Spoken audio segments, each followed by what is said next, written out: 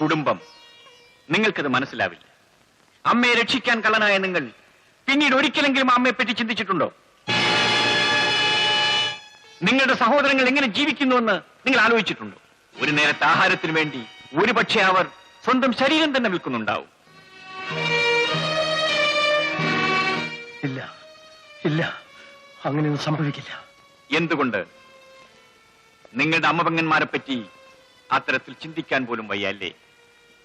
എത്രയോ സ്ത്രീകളെ നിങ്ങൾ വിധവകളാക്കി, എത്രയോ അമ്മമാരെ നിങ്ങൾ മക്കളില്ലാത്തവരാക്കി, എത്രയോ സഹോദരിമാരെ നിങ്ങൾ തെരുവിലേക്ക് വലിച്ചെറിഞ്ഞു. ഞാൻ എങ്ങനെ പിച്ചക്കാരിയായെന്ന് നിനക്കറിയാമോടാ? നീ കാരണമാടാ, നീ കാരണം.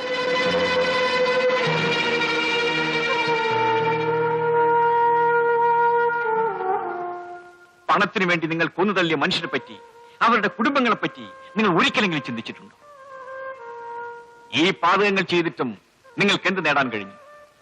നൂറ്റിക്കണക്കിന് കുടുംബങ്ങളെ അനാഥമാക്കിയ നിങ്ങളുടെ ജീവിതം സുരക്ഷിതമാണോ? ആയുസ് മുഴുവൻ ഭയന്നും മറ്റുള്ളവരെ ഭയപ്പെടുത്തിയും മൃഗങ്ങൾ പോലും ജീവിക്കാറില്ല. ഗംഗ, എന്താണിത്? എന്ത് പറ്റി?